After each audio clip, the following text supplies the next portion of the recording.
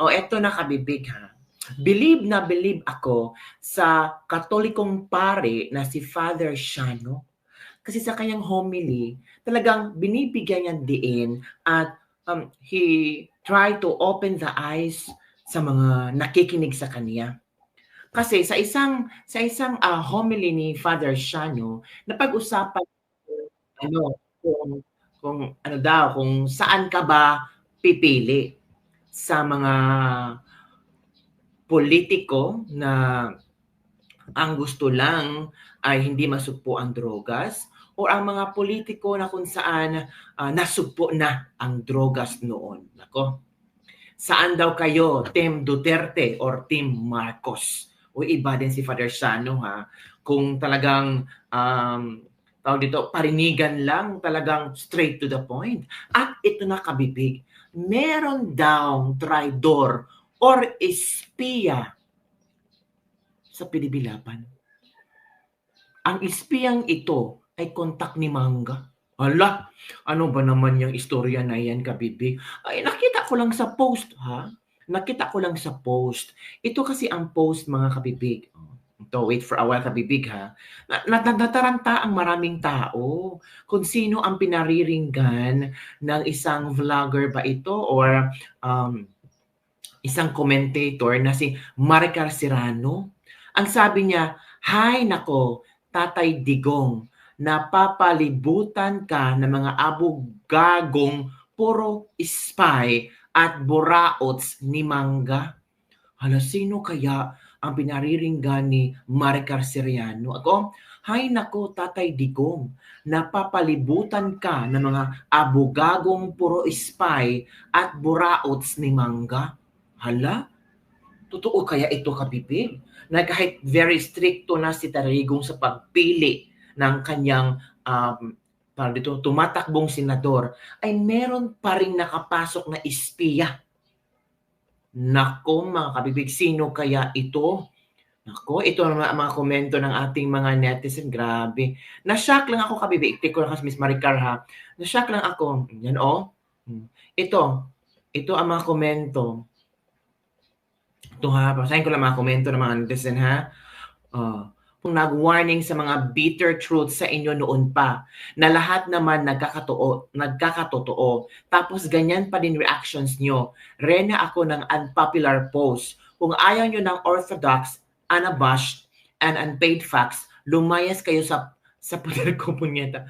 Plural sinabi ko, mga abogago, buraots. Plural. Tapos isa lang kinukuda nyo dyan. Halata tuloy na sugo kayo ng mga double agents, leche. Hala, sino kaya ang mga abogado daw? So maraming abogado. Maricar, pangalanan mo, baka masira ka pag di mo napatunayan. Maparihas kay Cathy na walang napakitang video maski Brian.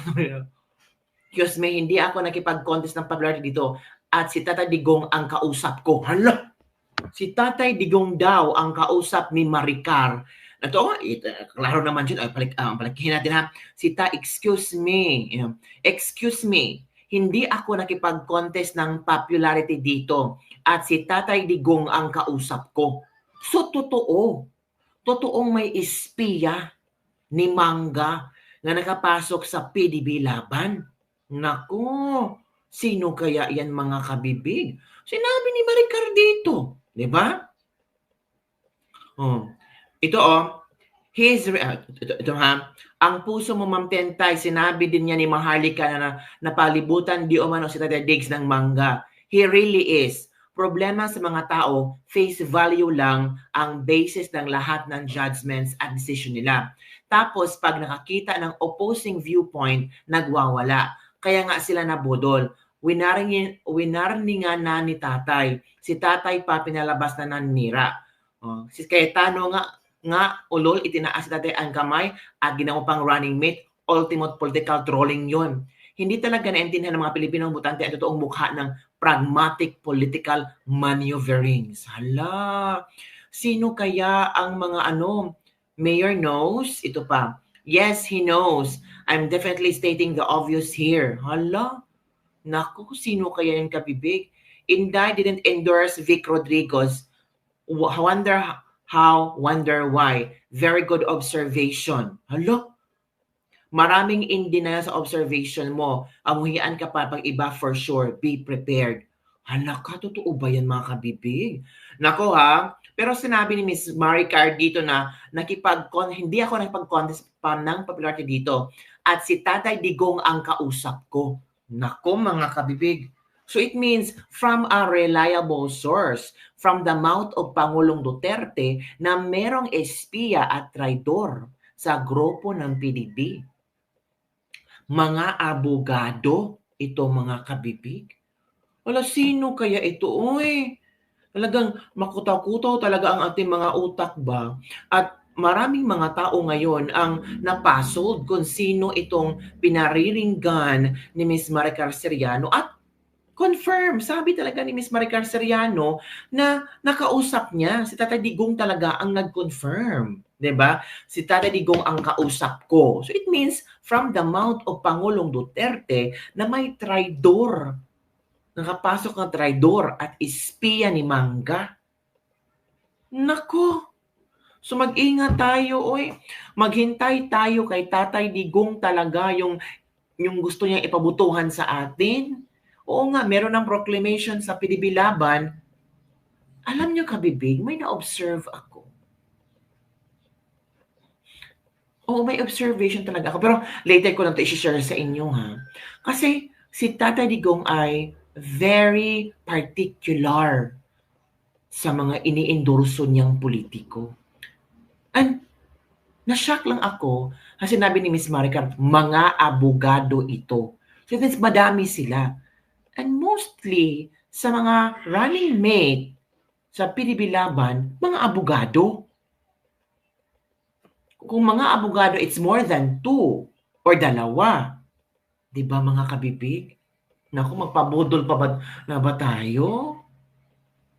Hala ka mga kabibig, sino-sino kaya itong mga bodoleros na mga sinasabi ni Ms. Maricar na galing talaga sa vivek ni Tatay Digong? Naku, sino kaya ito kabibig, no? Ay, kabibig, ito na, si Father Shano. Oh, galing din ni Father Shano. Talagang, ipaglalaban niya talaga ang mga politiko na iniisip ang kapakanan ng bansa. Saan kayo? Team Duterte or Team Marcos? Ito na, kabibig, makinig tayo. Measuring stick. Kaning drugas. Ang drugas, kamo, nahibawa mo, anak kita, din hisliluan, dunay mga panghitabo dinhi. Sakit kay dawaton tungod sa epekto sa drugas. Ako sa una, sa akong pagda sa mga communities nga akong gihandol, drugas yun mao'y babag sa atong kinabuhi. Dako kay nagbabag. Hapit ng crimes, bunga sa drugas. May karon sa Team Marcos o Team Duterte, kinsa Manila ang nakapa-us-us sa drugas. No, ito ang tanong ni Father Shano. Team Duterte at Team Marcos, sino ang nagpababa ng drogas sa Pilipinas? Sino yung team between Duterte and Marcos, yung talagang nakikita mo na safe ka, yung talagang nakikita mo na hindi na rampant ang drug addiction at yung mga drogas sa area nyo? Yun ang tanong ni Father Shano. Dinhis atong nasod. Sa ilarong gibuhat ba, sa ilang performance. Kinsa Manila. Ang atong suportahan, kadtong nakapaus-us, dili tingali totally yun nakawagtang, kadtong naningkamot pagsulbad sa kaso sa drugas. Ato tong support. So ang sabi ni Father Shano dito, yung susuportahan natin, yung team na kung saan ay nagbigay ng solusyon para pababain yung drogas sa Pilipinas. Doon tayo susuporta.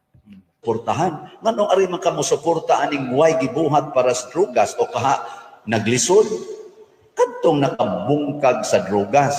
Bakit ka naman susuporta sa isang team na hindi nagawa ng solusyon kung paano sugpuin ang drogas or nahirapan sugpuin ang drogas? So doon ka talaga susuporta sa team na kung saan nabigyan ng solusyon kung paano sugpuin ang drogas sa Pilipinas.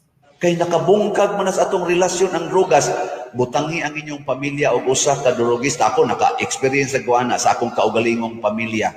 Managhilak mi sa tago oy. Kay di nimo mapugnan ang usa nimo ka membro nga drug addict, mangawat na, mulakaw na, dili makontrol ang utok. Correct. Lisod kayo, usa lang kabuk drugista sa imong pamilya, bungkago ng inyong unity. Oh.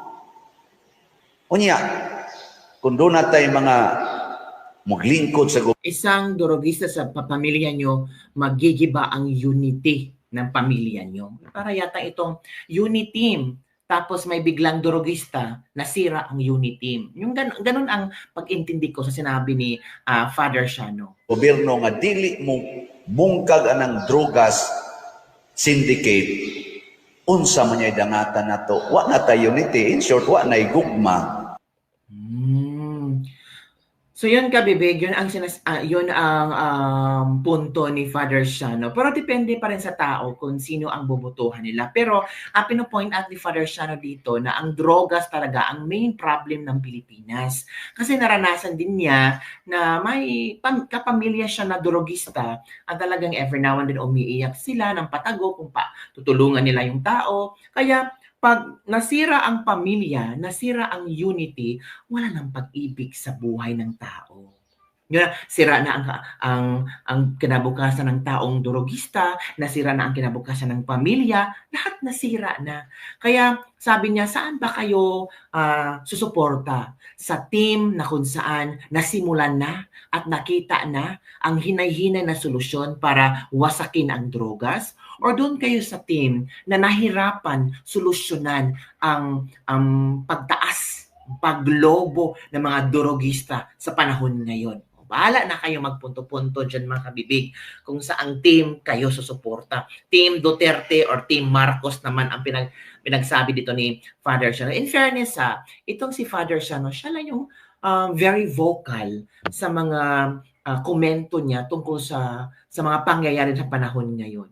Talagang pinaintindi niya sa tao kung ano ang dapat nating bigyang pansin, dapat nating bigyan ng critical thinking and solusyon sa panahon ngayon. Even though other people say na hindi kami apektado dyan, kayo lang dyan, hindi.